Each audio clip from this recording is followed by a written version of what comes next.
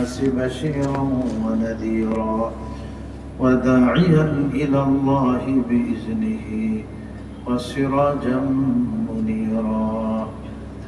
أما بعد فقد قال الله تبارك وتعالى: أعوذ بالله من الشيطان الرجيم.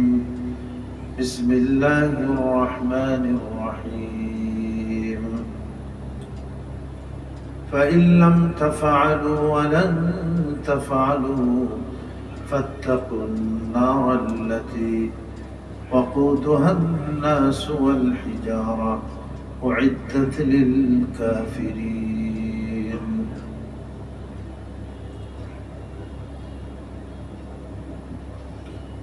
وكان رسول الله صلى الله عليه وسلم يدعو: اللهم إني أعوذ بك من الهدم، وأعوذ بك من التردي، وأعوذ بك من الغرق والحرق والهرم، وأعوذ بك أن يتخبطني الشيطان عند الموت، وأعوذ بك أن أموت في سبيلك مدبرا، وأعوذ بك من أن أموت لديغا. رواه أبو داود. أو كما قال رسول الله صلى الله عليه وسلم: صدق الله مولانا العظيم، وصدق رسوله النبي الكريم، ونحن على ذلك من الشاهدين والشاكرين، والحمد لله رب العالمين. اللهم صل على محمد وعلى آل محمد كما صليت على إبراهيم وعلى آل إبراهيم إنك حميد مجيد. اللهم بارك على محمد وعلى آل محمد كما باركت على إبراهيم وعلى آل إبراهيم إنك حميد مجيد. সম্মানিত মুসল্লিয়ানে কেরাম, মহান আল্লাহ পাকের অসংখ্য মেহেরবানি যে তিনি আমাদেরকে আজকে জুমাদাল উলা মাস এটা শুরু হয়েছে। আজকে 1 তারিখ জুমার দিন, আর ইংরেজি তারিখ কত আজকে? 25 না 24 তারিখ। এটা হলো অক্টোবর মাসের 24 তারিখ, আর আরবি হলো জুমাদাল উলা, এর হলো আজকে 1 তারিখ। তো আল্লাহ পাক আমাদেরকে এই আরবি মাসের প্রথম দিনে, প্রথম জুমাতে মসজিদে হাজির হওয়ার তৌফিক দিয়েছেন। এজন্য তার দরবারে লাখ কোটি শুকর, আলহামদুলিল্লাহ।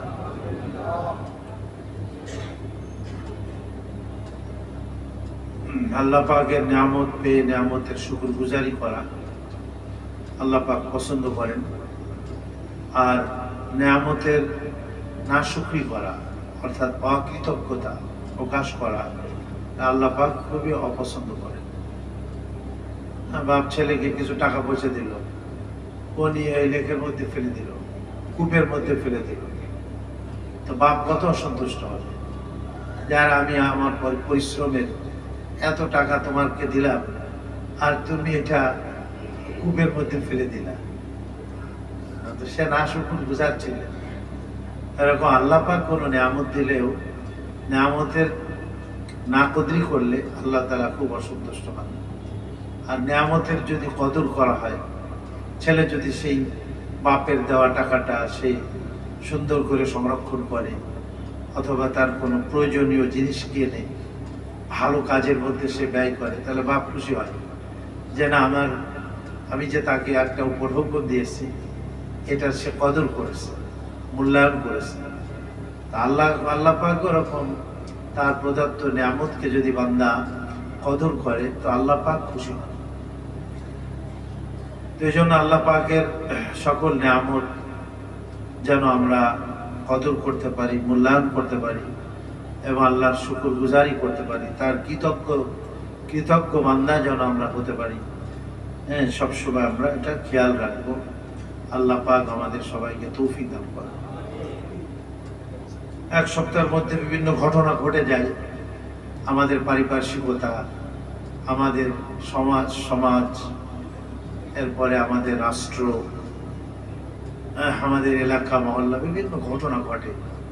আসলে এই সকল ঘটনা থেকে আমাদের শিক্ষা নেওয়া উচিত। হ্যাঁ, যে সবসময় মুমিন সে শিক্ষা গ্রহণ করবে। হ্যাঁ, এই জন্য এই মসজিদে ঢোকার সময় এক ভাই উনি ওই শেরটা আমার খেয়াল করাই দিল। হ্যাঁ, শেরটা আমাদের অনেকেরই মুখস্থ আছে, উর্দুতে আসলে जगह जी लगाने के दुनिया नहीं है, जगह जी लगाने की दुनिया नहीं है, ये इबरत की जा है तमाशा नहीं है। মন লাগানোর জন্য দুনিয়াটা না খেতে, দুনিয়া মানুষ আমরা যে একেবারে এখানে মনের মতো করে সব কিছু এইখানে নিজের আপন ঠিকানা বানিয়ে নেব, এটা না। ইবরাত কি যা হয় তামাশা নেই। দুনিয়াতে তামাশা করতে আমরা আসি না, এখানে ইবরাত মানে হলো উপদেশ অথবা শিক্ষা গ্রহণ করা। বিভিন্ন ঘটনাবলী থেকে, বিভিন্ন কার্যাবলী থেকে, হালাত এবং অবস্থা থেকে মুমিন শিক্ষা গ্রহণ করে সে সতর্ক হবে। যাক, আমি আজকে আলোচনা করতে চেয়েছি, আয়াতও পড়েছি বা হাদিস শরীফও পড়েছি, যে আজকাল অগ্নিকাণ্ড সংঘটিত হচ্ছে বিভিন্ন জায়গাতে। মিরপুর বস্তিতে হইল, চট্টগ্রাম ইপিজেড সেখানে হইল, তারপরে এর আগেও আমাদের গুলিস্তান হকার্স মার্কেট সেটা জ্বলে ভস্ম হইল, মোহাম্মদপুর কৃষি মার্কেট হইল, সচিবালয়ের মতো একটা স্পর্শকাতর জায়গা সেখানে এরকম আগুন ধরল। একেবারে লাস্টে আবার এয়ারপোর্টের মতো এত বড় একটা গুরুত্বপূর্ণ জায়গার মধ্যে, যেখানে আপনার কার্গো ভিলেজ, কার্গো এরিয়া, সমস্ত মালামাল সেখানে থাকে। হ্যাঁ, বিভিন্ন বড় বড় কন্টেনার সেখানে আপনার মাল থাকে, সেখানেও আগুন ধরে গেছে। এবং সেখানে পত্রিকাতে লেখছে প্রায় 12,000 কোটি টাকা। হ্যাঁ, 12,000 কোটি টাকার মতো প্রায় আপনার কি হয়েছে, ক্ষয়ক্ষতি হয়েছে। কিছু মানুষ তো এরকম নিঃস্ব হয়ে গেছে, এরকমের হালাত বা এরকমের অবস্থা শোনা যাচ্ছে। তো মহান আল্লাহ রাব্বুল আলামিন এই আগুন, এটাও আল্লাহ পাকের একটা সৃষ্টি। হ্যাঁ, কিন্তু এই আগুন আল্লাহ আমাদের ফায়দার জন্য দিয়েছেন, আমাদের উপকারের জন্য এই আগুন সৃষ্টি করেছেন। আবার এর দ্বারা ক্ষয়ক্ষতিও সংঘটিত হয়ে যায়। সব জিনিসের মধ্যে পানি কত উপকারে আসে, কিন্তু এই পানি যদি অতিরিক্ত হয়ে যায়, সব ডুবে একেবারে বিসর্জন, বন্যা হয়ে যায়। পানির মধ্যে বাচ্চারা গ্রামে ডুবে যায়, অনেকে বড় মানুষের সাঁতার জানে না, ডুবে যায়। লঞ্চ ডুবি হয়, জাহাজ ডুবি হয়, কত কিছু হয়। তাই উপকারের জিনিসের মধ্যে থেকে আবার অপকার সাধিত হয়ে যায়। তো ঠিক আগুনও ঠিক এই ধরনের আল্লাহ রাব্বুল আলামিনের একটা সৃষ্টি, আল্লাহ পাকের মাখলুক। এটা জাহান্নামের আগুন থেকে ধুয়ে এটার দাহিকা শক্তিকে অনেক কম করে আল্লাহ রাব্বুল আলামিন আমাদের জন্য এই আগুন পাঠিয়েছেন। হ্যাঁ, যেন আমরা এটাকে কাজে লাগাইতে পারি। আল্লাহ তাআলা বলেন, আল্লাযী জাআলা লাকুম মিনাশ শাজারিল আখদারি নারান ফাইযা আনতুম মিনহু তুকিদুন। সূরা ইয়াসিনের শেষে আল্লাযী জাআলা লাকুম মিনাশ শাজারিল আখদারি নারান, যিনি তোমাদের জন্য সবুজ বৃক্ষ থেকে আগুন সৃষ্টি করেছেন। এই সবুজ কাঠের মধ্যে আগুন আছে, কিন্তু আমরা জানি না। আগুন ধরাই দিলে সেখানে দেখবেন যে দাউ দাউ করে জ্বলে উঠতেছে। তো সবুজ বৃক্ষ থেকে আল্লাহ তোমাদের জন্য আগুন সৃষ্টি করেছেন। জাআলা লাকুম মিনাশ শাজারিল আখদারি নারান। নার শব্দের অর্থ হলো আগুন। ফাইদা আনতুম মিনহু তুকিদুন, তোমরা এই আগুন দ্বারা তোমাদের বিভিন্ন কাজ সমাধান করো। এই যে ইলেকট্রিসিটির যে আগুন, এটাও তো এক রকমের আগুন। এটা দিয়ে আমাদের কত রকমের কল কবজা, কত রকমের মিল ফ্যাক্টরি, এগুলা আমাদের চলতেছে। আমাদের এক ভাই সেদিন বলতেছিলেন যে ওনার একটা, এই যে ধরেন আপনার ইসের মধ্যে এই কাপড়ের যে ফ্যাক্টরি, কাপড় যেখানে তৈরি হয়, সেখানে বিশাল একটা আগুনের ইয়ে থাকে, ড্রাম, বয়লার বলে, সেটা বাস্ট হয়েছে। সেটা বাস্ট হয়ে কত মানুষ সেখানে আপনার প্রাণহানি হওয়ার কথা, কত মানুষের। কিন্তু আল্লাহ ওনাকে হেফাজত করছেন, কোনো মানুষ সেখানে কি হয়নি, মারা যায়নি এই বয়লার বিস্ফোরণ। এই যে জাহাজ, প্লেন ক্র্যাশ হইল আমাদের উত্তরায়, সেখানে এই আগুনে কত প্রাণহানি হলো, কত মাসুম বাচ্চারা তারা শাহাদাত বরণ করলো, জ্বলে সব ভস্ম হয়ে গেল। তো এই আগুন আমরা যার দ্বারা আমাদের উপকার সাধন করি, তো সেটা অনেক সময় আমাদের ক্ষতিরও কারণ হয়ে যায়। আগুন তিন প্রকারের আছে, তিন প্রকার আগুন। এক প্রকারের আগুন হলো যেটার মধ্যে আলো আছে, জ্যোতি আছে, আবার তার মধ্যে দাহ্য অর্থাৎ জ্বালানোর শক্তি আছে, এটাকে আরবিতে বলে ইহরাক। নূরও আছে, আলো আছে, আবার ইহরাক মানে হলো জ্বালানো, দুনিয়ার আগে। আর একটা আছে নূর নাই, কিন্তু তার মধ্যে ইহরাক আছে, অর্থাৎ জ্বালানোর ক্ষমতা আছে, সেটা হলো জাহান্নামের আগুন। আর একটা আগুন আছে যেটা জ্বালানোর ক্ষমতা নাই, কিন্তু তার মধ্যে নূর আছে। হযরত মূসা আলাইহিস সালাম তুর পাহাড়ে আগুন দেখছিলেন দূর থেকে। তুর পাহাড়ে দূর থেকে উনি আগুন দেখছিলেন। ওই গাছে আগুন দেখা যাইতেছে। ওইটা কি আগুন ছিল? ওটার কোনো দাহিকা ছিল না, ধার্য যে সেটা জ্বালিয়ে দেবে এরকমের ছিল না। ওইটা শুধু আলো ছিল, নূর ছিল। কিন্তু দুনিয়ার আগুন, এর মধ্যে আলো আছে, আমরা ল্যাম্প জ্বালাই, মোমবাতি জ্বালাই, দেখবেন যে আলো ছড়িয়ে পড়ছে। আবার এর মধ্যে দাহিকা শক্তি অর্থাৎ জ্বালিয়ে ফেলা, এটাও আছে। কিন্তু জাহান্নামের আগুনের নূর থাকবে না, কিন্তু ইহরাক থাকবে, জাহান্নামের আগুন জ্বালিয়ে দিবে।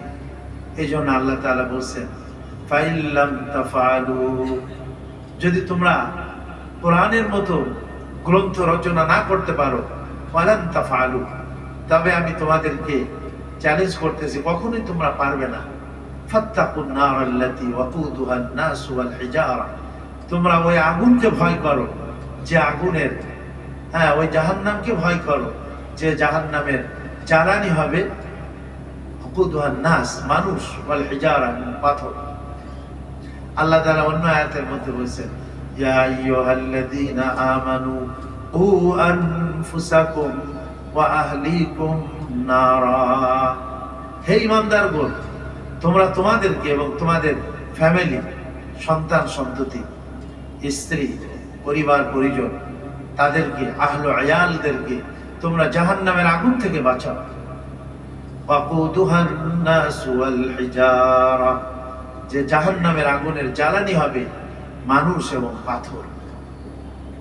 আলাইহা মালাইকাতুন গিলাজুন শিদাদুন লা ইয়াসুনাল্লাহা মা আমারাহুম ওয়া ইয়াফআলুনা মা ইউমারুন, যেখানে এমন ফেরেশতা নিযুক্ত থাকবে যারা অত্যন্ত কঠোর এবং অত্যন্ত শক্তিশালী, তাদের অন্তরে কোনো দয়া মায়া থাকবে না। গিলাজুন মানে অন্তর খুব কঠিন থাকবে তাদের, এবং আল্লাহ যা নির্দেশ করবেন তারা সেটা পালন করবে। আল্লাহর নির্দেশকে মুহূর্তকালের জন্য তারা কি করবে না, অমান্য করবে না, এমন ফেরেশতা থাকবে। এই জন্য আল্লাহ তাআলা বিভিন্ন জায়গায় এই আগুন থেকে পানাহ চেয়েছে। দুনিয়ার আগুনের ক্ষয়ক্ষতি থেকেও নবীজি আলাইহিস সালাম পানাহ চেয়েছে। আমরা এই যে নামাজের পরে 7 বার ফজরের বাদে আর মাগরিবের বাদে নবীজি দোয়া করতে বলেছেন, তুমি এই জাহান্নামের আগুন থেকে পানা চাও। আল্লাহুম্মা আজিরনি মিনান নার, হে আল্লাহ তুমি আমাকে জাহান্নামের আগুন থেকে হেফাজত করো, জাহান্নামের আগুন থেকে রক্ষা করো। হে আল্লাহ তুমি আমাকে জাহান্নামের আগুন থেকে বাঁচিয়ে দাও। আগুন এটা এক শত্রু, আবার আমাদের যেমন আমাদের মিত্র বন্ধু, আর এক দিক দিয়ে আগুন শত্রু। হ্যাঁ, এই জন্য নবীজি আলাইহিস সালাম হাদিসে পাকে বলছেন, ইন্না হাযিহিন নার ইন্নামা হিয়া আদুউল লাকুম, এই যে আগুন এটা তোমাদের, আদুউন মানে শত্রু, তোমাদের শত্রু। ফাইদা নিমতু, যখন তোমরা ঘুমাতে যাবে, ফাআতফিউহা, তখন তোমরা এই আগুন নিভিয়ে তারপরে ঘুমাবে। অনেক সময় গ্রামে গঞ্জে চুলায় আগুন থাকে, এই চুলার থেকে অগ্নিকাণ্ড সংঘটিত হয়ে যায়। আগের কালে, এখনো গ্রামে গঞ্জে প্রচন্ড শীতের সময় আমরাও গ্রামে থাকা অবস্থায় আগুন তাপাই বলে, আগুন গ্রামে কি ভালো শব্দ, কি মানে আগুনের তাপ গ্রহণ করে প্রচন্ড শীতের সময়। তো দেখা যায় এটা এই রাতে করছে, ওই অবস্থায় রেখে দিয়েছে, একটু বাতাস হয়েছে, বাতাস হয়ে আগুন নিয়ে ঘরের চালের মধ্যে ধরিয়ে আগুন, অগ্নিকাণ্ড সংঘটিত হয়ে গেছে। এই জন্য নবীজি বলছেন, ইন্না হাযিহিন নার আদুউল লাকুম, এই আগুন তোমাদের শত্রু। ফাইদা নিমতুম ফাআতফিউহা, যখন তোমরা ঘুমাতে যাবে তখন অবশ্যই তোমরা এটাকে নিভিয়ে কি করবে, ঘুমাবে। অনেক সময় ইলেকট্রিসিটির বাতি, এটার থেকে অগ্নিকাণ্ড সংঘটিত হয়ে যেতে পারে। হ্যাঁ, অনেক সময় যে শর্ট সার্কিট নাকি যেন বলে, এইটার থেকে আপনার আগুন লেগে যায়। হ্যাঁ, অনেক সময় দেখা যায় পত্রিকা থাকে, পত্রিকা বলতেছে এটা কি বলে, ক্যালেন্ডার, ক্যালেন্ডারের উপরে এখানে বাল্ব থাকে, এটা এত তাপ হয়ে যায় ও ক্যালেন্ডারে আগুন ধরে, হ্যাঁ অনেক সময় ওখান থেকে অগ্নিকাণ্ড লেগে যায়।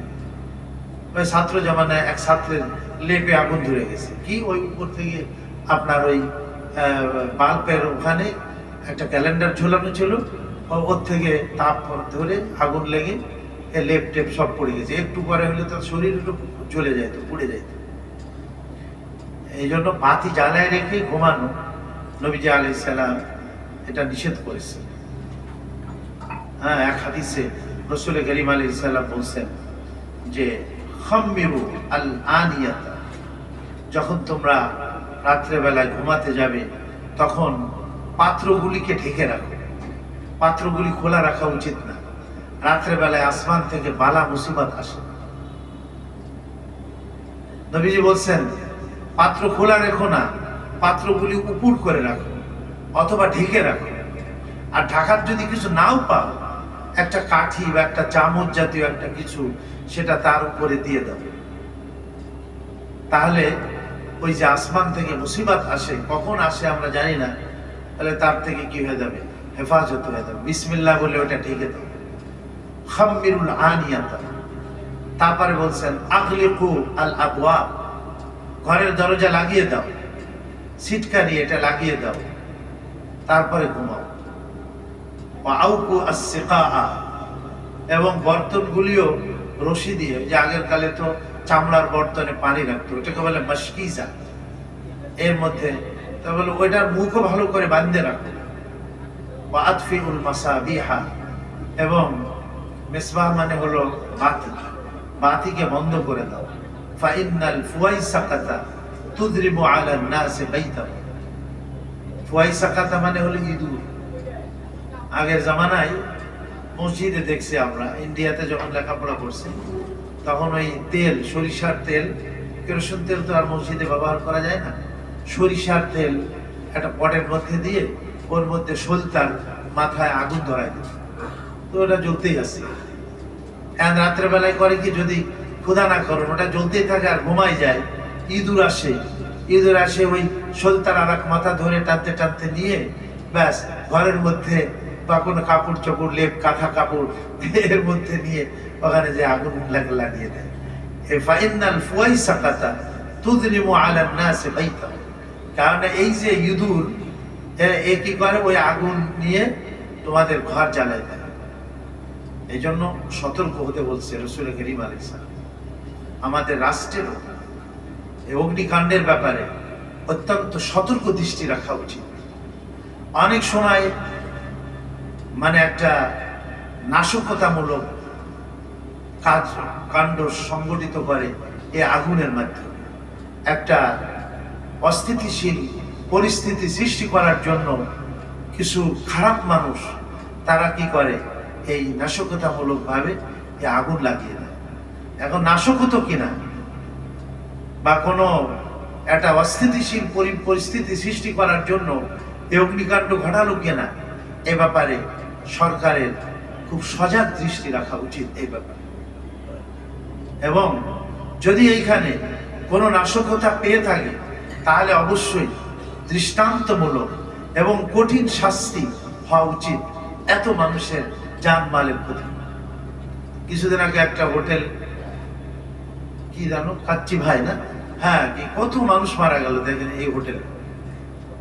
হ্যাঁ, সেইখানে মানুষ খেতে আসছে, মানুষের অগ্নিকাণ্ড, হোটেল জ্বলে গেল, আর কত মানুষ সেখানে কি হলো, মারা গেল।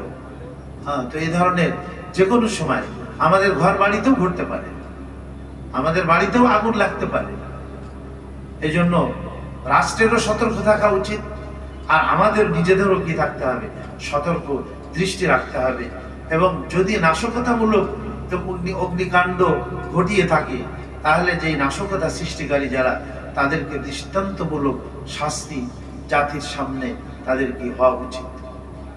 এই জন্য ইসলামেও বলছে, হ্যাঁ, যে কেউ জেনা ব্যভিচার করছে, চুরি করেছে, তার হাত কেটে দাও, তাকে সঙ্গে সার করো, মানুষের সামনে করো, যেন কি হয়ে যায়, মানুষ সতর্ক হয়ে যায়। হ্যাঁ, এই জন্য এদেরকে যদি প্রকৃত শাস্তি প্রয়োগ করা হয় তাহলে আরো যারা নাশকতা করার যারা চিন্তা ভাবনা করতেছিল তারাও কি হয়ে যাবে, তারা সতর্ক হয়ে যাবে, না আমাকেও তো এই শাস্তি পেতে হবে যদি আমি এই ধরনের খারাপ কাজ করে থাকি। এই জন্য রাষ্ট্রের যথাযথ পদক্ষেপ এখানে কি থাকা উচিত এবং গ্রহণ করা উচিত। দ্বিতীয় নম্বর হলো, এই অগ্নি নির্বাপনের জন্য অত্যাধুনিক সরঞ্জামাদি, দমকল বাহিনী বা দক্ষ বাহিনী এবং অত্যাধুনিক সরঞ্জামাদি সংগ্রহ করা, উপকরণ সংগ্রহ করা, এটাও রাষ্ট্রের জন্য কিন্তু অত্যন্ত জরুরি, অত্যন্ত জরুরি। সতর্কতামূলক ব্যবস্থা দেওয়া, এটা ইসলাম নিষেধ করে না।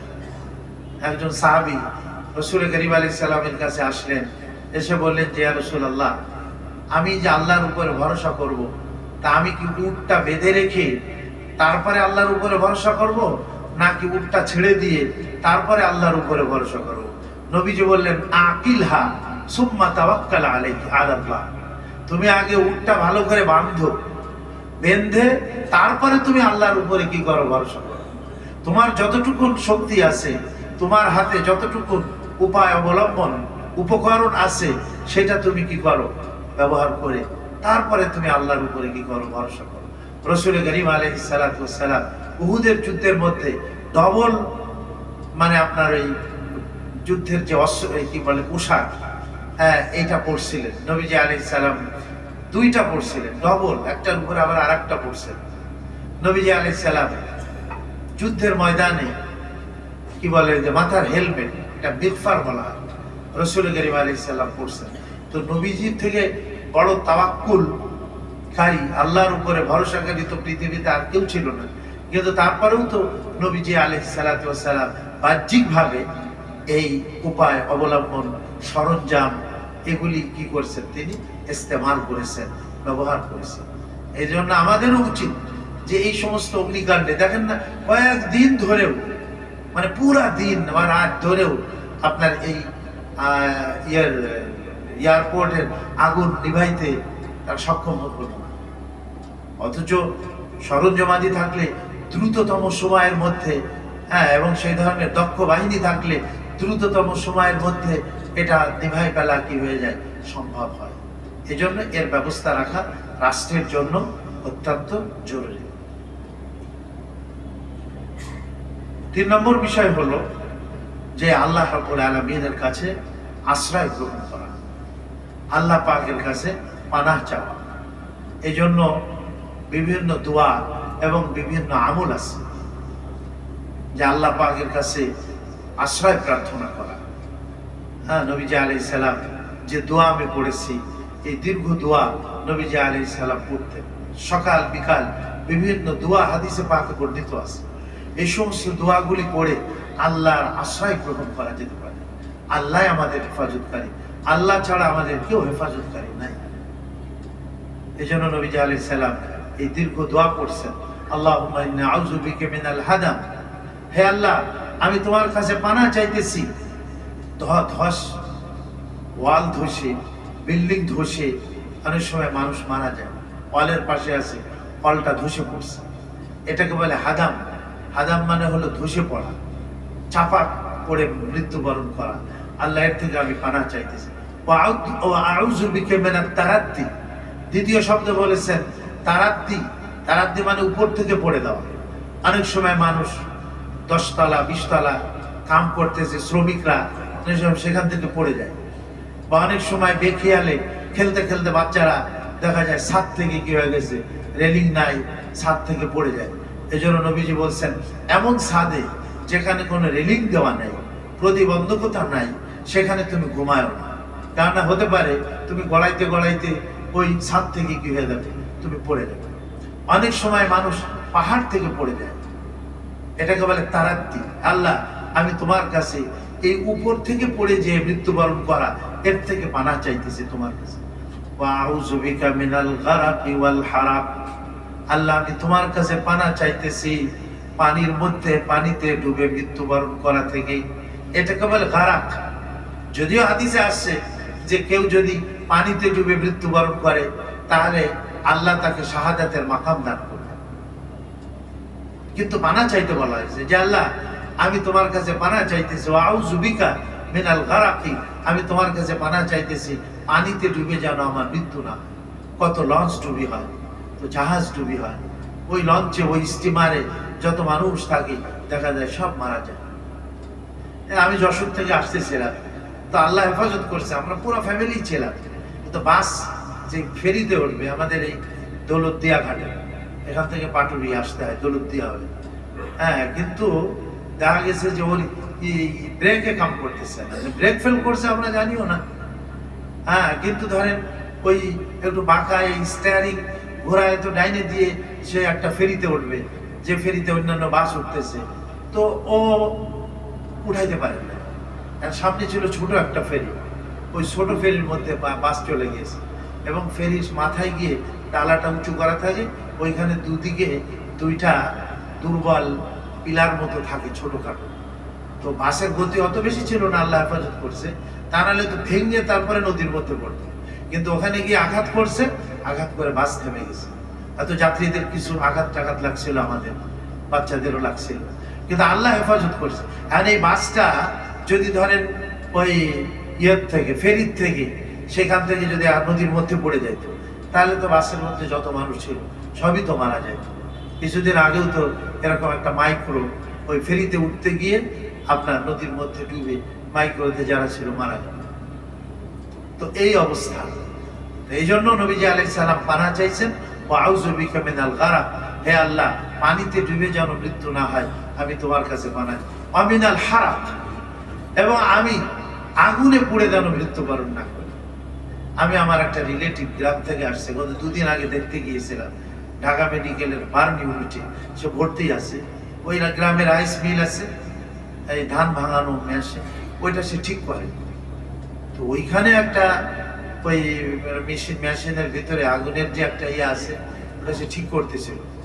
এন্ড কিভাবে ওখান থেকে আগুন এসে ওর এই মানে পোড়া এই শরীরে পেট টেট সব পড়ে গেছে, চেহারা পড়ে গেছে, এবং আপনার 45 ভাগ শরীরে তার পুড়ে গেছে, আর সব ব্যান্ডেজ করে গেছে। কি কষ্ট হচ্ছে।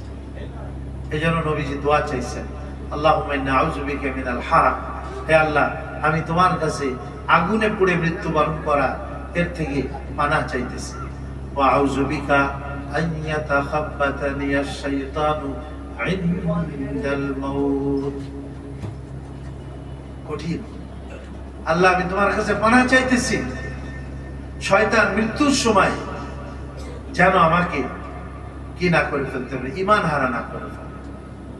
ঈমান হারা না, শয়তান দুনিয়াতে চেষ্টা করে যে বান্দাকে ঈমান থেকে বিচ্যুত করে তাকে শিরক, কুফরি বা আল্লাহর নাফরমানির দিকে নিয়ে যাওয়ার জন্য।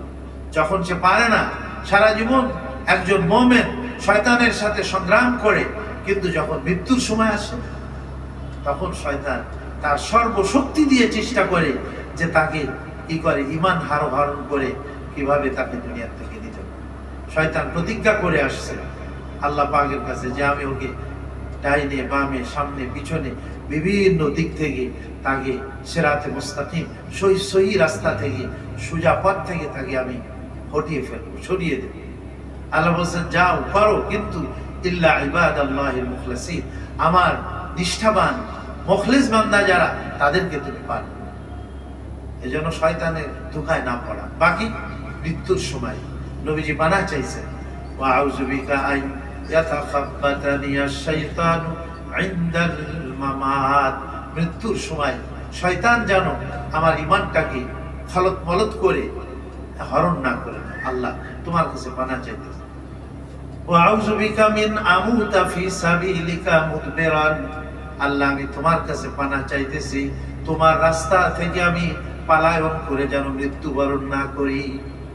যুদ্ধের ময়দানে পিঠ দেখানো যাবে না, ভাগা যাবে না, পালায়ন করা যাবে না, মৃত্যু হয়ে যাবে আমার, কিন্তু সিনা সামনের দিকে থাকবে।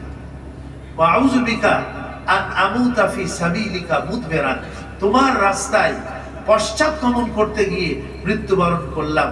আল্লাহ এর থেকে আমি কি চাইতেছি, পানাহ চাইতেছি। ওয়া আউযু বিকা আন আমুতা লাদিগা, আর আমি তোমার কাছে পানাহ চাইতেছি সাপে কেটে মৃত্যুবরণ করা। লাদিগ মানে সাপে কেটে মৃত্যুবরণ করা, এর থেকেও আমি তোমার কাছে পানাহ চাইতেছি। তো এইভাবে রাসূল করিম আলাইহিস সালাম বিভিন্ন দোয়া আমাদেরকে শিখাইছেন সকাল বিকাল পড়ার জন্য। দোয়া এক হাদিসে আসছে, কেউ যদি এই দোয়াটা পড়ে, মা মিন আবদিন ইয়াকুলু ফি সাবাহি কুল্লি ইয়াউমিন, প্রতিদিন সকাল বেলায় যদি সে এই দোয়াটা পড়ে, কি বিসমিল্লাহিল্লাযী লা ইয়াদুররু মা ইসমিহি শাইউন ফিল আরদি ওয়ালা ফিস সামাই ওয়া হুয়াস সামিউল আলীম ফায়াদুররুহু ইলাল মাসা, তাহলে সন্ধ্যা পর্যন্ত তাকে কোনো কিছু ক্ষতি করবে এরকমের হবে না। তিনবার কেউ যদি এই দোয়াটা সকাল বেলায় পড়ে, সন্ধ্যা পর্যন্ত আকস্মিক কোনো বিপদ থেকে আল্লাহ তাআলা তাকে কি করবেন, হেফাজত করবেন। ঠিক ওরকম মা মিন আবদিন ইয়াকুলুহা ফি মাসাই কুল্লি লাইলাতিন ফায়াদুররু, সন্ধ্যা বেলায় সে যদি পড়ে তাহলে সারা রাত আল্লাহ তাআলা আকস্মিক কোনো বিপদ আপদ থেকে তাকে হেফাজত করবেন। এই দোয়াটা কেউ যদি পড়ে, বিসমিল্লাহিল্লাযী লা ইয়াদুররু মা ইসমিহি শাইউন ফিল আরদি ওয়ালা ফিস সামাই ওয়া হুয়াস সামিউল আলীম। তারপরে হাদিসে পাকে আসছে আরো সকাল সন্ধ্যার দোয়া, আউযু বিকালিমাতিল্লাহি তাম্মাত মিন শাররি মা খালাক, তিনবার আউযু বিকালিমাতিল্লাহি তাম্মাত, যে আল্লাহ আমি তোমার পরিপূর্ণ কালিমার মাধ্যমে তোমার কাছে আমি পানাহ চাইতেছি, মিন শাররি মা খালাক, তোমার সৃষ্টির যাবতীয় অনিষ্ট থেকে তোমার কাছে পানাহ চাইতেছি। নবীজি বলছেন মান নাযালা মানজিলান, কেউ কোথাও অবতরণ করলো সফরের মধ্যে, আর সেই জায়গাতে সেই দোয়াটা পড়ে নিল, আউযু বিকালিমাতিল্লাহি তাম্মাত মিন শাররি মা খালাক, তাহলে ওই জায়গার যত ক্ষতি কারক কোনো জিনিস থাকলে আল্লাহ তাআলা তাকে কি করবেন, হেফাজত করবেন। আরো হাদিসে আসছে 3 কুল সকাল বেলায় সকাল বিকাল পড়া, সূরা ইখলাস, ফালাক এবং নাস। যেহেতু এখানে আছে কুল আউযু বিরাব্বিল ফালাক, কুল আউযু বিরাব্বিন নাস, এই দুই সূরাটা বিভিন্ন সৃষ্টির যাবতীয় অনিষ্ট থেকে পানাহ চাওয়া হয়েছে। এইখানে জিন ইনসানের যাবতীয় ক্ষতির থেকে পানাহ চাওয়া হয়েছে। আল্লাহ তাআলা জাদু টোনা কেউ যদি করে কারোর উপরে, তাও তার শরীরে কার্যকারী হবে না। যদি কেউ এটা করে, নবীজির শরীরের উপরে এক ইহুদি জাদু করছিল, আল্লাহ তাআলা তখন এই আয়াত নাযিল করছেন, আর নবীজি এই দুই সূরা মিলায় 11 আয়াত হয়, 11 আয়াত পড়ছেন, আর নবীজি সুস্থ হয়ে গেছেন। সুবহানাল্লাহ। এই জন্য আমরা সকাল বিকাল এবং ঘুমানোর প্রাক্কালে এটা পড়ে 3 বার এই সূরাগুলি একবার করে একবার পড়ে হাতের মধ্যে দম করে মাথার থেকে সমস্ত শরীরে আমরা কি করে ফিরিয়ে দিতে পারি। আবার ওরকম ভাবে প্রত্যেকটা একবার করে হাতের মধ্যে দম করে শরীরের ভিতরে হাতকে মলিয়ে দেওয়া, এরকম ভাবে তৃতীয়বারও এরকম আমল করা। তো এই সূরা ইখলাস, ফালাক, নাস এর আমলও করা যেতে পারে। 7 বার ফজরের বাদে আর মাগরিবের বাদে হাসবি আল্লাহু লা ইলাহা ইল্লাহু আলাইহি তাওয়াক্কালতু ওয়া হুয়া রাব্বুল আরশিল আযীম, এটা যদি কেউ পড়ে আল্লাহ তাআলাই তার জন্য যথেষ্ট হয়ে যান এবং তাকে যাবতীয় অনিষ্ট থেকে হেফাজত করেন। হযরত আবু দারদা রাদিয়াল্লাহু আনহু এক সাহাবী ছিলেন, উনি মসজিদে বসা ছিলেন। কেউ এসে ওনাকে সংবাদ দিল, হে আল্লাহর নবীর সাহাবী আবু দারদা, মহল্লার মধ্যে আগুন লেগে আপনার ঘরটা সব জ্বলে গেছে। উনি বললেন যে হইতেই পারে না। আবার একজন এসে বলল যে হে আল্লাহর নবীর সাহাবী আবু দারদা, আপনার বাড়ি ঘর জ্বলে গেছে, দেখি আসলাম আগুন দাউ দাউ করে জ্বলতেছে। উনি বললেন যে হতেই পারে না। তৃতীয়বার এরকম এসে বলল। চতুর্থবার একজন এসে বলল, হুজুর মহল্লায় আগুন ধরছিল, কিন্তু আপনার বাড়ির কাছে এসে আগুন নিভে গেছে। সুবহানাল্লাহ। উনি বললেন যে আমি রাসূল করিম আলাইহিস সালামের কাছে এই হাদিসটা শুনেছি। তখন উনি এই হাদিসটা বললেন যে কেউ যদি সকালবেলায় এই হাদিসটা পড়ে, এই দোয়াটা পড়ে, তাহলে সন্ধ্যা পর্যন্ত আল্লাহ তাআলা তার ঘর বাড়ি আওলাদ ফারজানকে আল্লাহ হেফাজত করবে। সন্ধ্যাবেলায় কেউ যদি পড়ে তাহলে তার ঘর বাড়ি এবং তার আওলাদ ফারজানদের আল্লাহ তাআলা হেফাজত করবে। আল্লাহুম্মা আনতা রাব্বি লা ইলাহা ইল্লা আনতা আলাইকা তাওয়াক্কালতু ওয়া আনতা রাব্বুল আরশিল কারীম মা শা আল্লাহু কানা ওয়া মা লাম ইয়াশা লাম ইয়াকুন ওয়া লা হাওলা ওয়া লা কুওয়াতা ইল্লা বিল্লাহিল আলিয়্যিল আযীম। আল্লাহুম্মা ইন্নী আউযু বিকা মিন শাররি মা সানাতু, আল্লাহুম্মা ইন্নী আউযু বিকা মিন শাররি কুল্লি দাব্বাতিন। এরকম লম্বা আছে দোয়াটা। যে এই দোয়াটা উনি বললেন যে আমি এই দোয়াটা সকালবেলায় পড়ছি, কাজেই আমার ইয়াকিন হলো যে আমার ঘরে আগুন লাগতে পারে না। আমি নবীজির কাছে শুনছি। আসলে কেউ যদি আল্লাহর উপরে ইয়াকিন রেখে আমল করে তাহলে আল্লাহ তাআলা তার ওই ইয়াকিন অনুযায়ী এবং তার আমলের ফলশ্রুতিতে আল্লাহ তাকে হেফাজত করে। গাড়িতে ওঠার সময় কেউ যদি এই দোয়াটা পড়ে, সুবহানাল্লাযী সাখখারা লানা হাযা ওয়া মা কুন্না লাহু মুকরিনিন ওয়া ইন্না ইলা রাব্বিনা লামুনকালিবুন, কোরআন শরীফের আয়াত, এটা যদি সে পড়ে আল্লাহ তাআলা অ্যাক্সিডেন্ট থেকে তাকে কি করবেন? হেফাজত করবেন। অ্যাক্সিডেন্ট হইলেও ক্ষয়ক্ষতি থেকে আল্লাহ তাকে হেফাজত করবেন। আর বাকি নিতান্ত তকদিরে থাকলে সেটা তো ভিন্ন কথা। যাক, এটা গেল কয়েকটা আমল। চতুর্থ নম্বরে হইল আপনার দান সদকা করার কথা বলা। ইন্না সাদকাতা লা তুদফিউ আল গাযাবার রাব্বি ওয়া তাদফাউ মিতাতাস সু, নিশ্চয়ই সাদকা আল্লাহর গজব এবং গুসাকে ঠান্ডা করে দেয়। এই জন্য সাদকা করলে আল্লাহ তাআলা বিপদ আপদ থেকে কি হেফাজত। একটা বিপদ চলে আসছে, আমি কিছু টাকা পয়সা সাদকা করে দিই, গরিব মানুষকে দিয়ে দিই, মসজিদ অথবা মাদ্রাসায় কিছু দান করে দিই, হ্যাঁ মসজিদের মাদ্রাসার লিল্লা বডি আছে, এখানে একটা খাসি দিয়ে দিই, একটু সাদকা করে দিই। দেখবেন যে অনেক সময় আমাদের অপারেশন থাকে, বাচ্চা কাচ্চা, নিজেও অসুস্থ থাকি, সাদকা করলে আল্লাহ তাআলা বিপদ থেকে কি করে? মুক্তি নসিব করে সাদকা। আর পঞ্চম নম্বর মা বাবার খেদমত। মা বাবার খেদমত করলে আল্লাহ তাআলা আশু বিপদ থেকে কি করে দেন? রক্ষা করে দেন। আর 6 নম্বর হলো গুনাহের থেকে বাঁচা। আর 7 নম্বর হলো অন্যের হককে আদায় করা। এই জন্য তিনোটা একটা ঘটনার মধ্যে আগে একবার বলা হয়েছিল, 3 জন লোক সেই গুহার মধ্যে তারা এরকম কঠিন একটা বিপদের মধ্যে পড়ে গেছে যে একটা বিশাল প্রস্তর খণ্ড এসে তাদের গুহার দরজাকে বন্ধ করে ফেলেছে। তাদের মধ্যে একজন, সে মা বাপের খেদমত করতো সে, আর ওই কথা নিয়ে আল্লাহর কাছে দোয়া করছে যে আল্লাহ, আমি একবার গভীর রাতে ফিরে আসি, দেরি হয়ে যায় আর আমার মা বাবা ঘুমিয়ে থাকে, তো তাদের খাবার নিয়ে আমি দাঁড়িয়ে থাকি, আর তাদের আগে সন্তানকে খাওয়াবো আমি পছন্দ করি নাই, তারা ঘুম থেকে ওঠার পরে তারপরে আমি তাদের খাদ্য দিয়েছি। আল্লাহ, এই আমল যদি তুমি কবুল করো, আমাদের এখান থেকে মুক্তির ব্যবস্থা করো। সুবহানাল্লাহ। আর একজন একটা গুনাহে জেনা ব্যভিচারের সম্মুখীন হয়েছিল, আর সে ওই মেয়েটা বলছিল যে আল্লাহর বান্দা, আল্লাহর হুকুম ব্যতীত তুমি আমাকে স্পর্শ করো না, বা আমার মধ্যে তোমার ভয় সৃষ্টি হয়েছিল, আমি তাকে ছেড়ে দিলাম এবং 130 দেনার তাকে দিয়ে দিছিলাম, সেটাও আমি ফেরত দিলাম না, যাও আমি তোমাকে মুক্ত করে দিলাম। আল্লাহ, এই আমলটা যদি তুমি কবুল করে থাকো, আজকে আমাদের মুক্তির ব্যবস্থা করে দাও। আর এক শ্রমিক সে নিয়েছিল কাজ করার জন্য, সে তার মজুরি না নিয়ে চলে গিয়েছিল, দীর্ঘদিন পরে আসছে নিতে, পরে সে ওইটাকে ইনভেস্ট করছে, আর ওর মধ্যে আল্লাহ অনেক বরকত দিয়ে দিয়েছে, তার সব কিছু সহ তাকে দিয়ে দিয়েছে, আর সে নিয়ে গিয়েছে। বলে আল্লাহ, এইটা যদি তোমার সন্তোষের জন্য করি, তুমি আমাদের জন্য মুক্তির রাস্তা করে দাও। দেখা গেছে পুরা পাথরটা সরে গেছে। সুবহানাল্লাহ। তো মা বাবার খেদমত করা, গুনাহের থেকে বাঁচা, আর অন্যের কোনো হক পাওনা থাকলে সেই পাওনা পরিশোধ করা, এর দ্বারাও আল্লাহ তাআলা কঠিন বিপদ থেকে কি করেন? হেফাজত করেন। আর বেশি বেশি ইস্তিগফারের আমল করা। 8 নম্বর হলো ইস্তিগফার।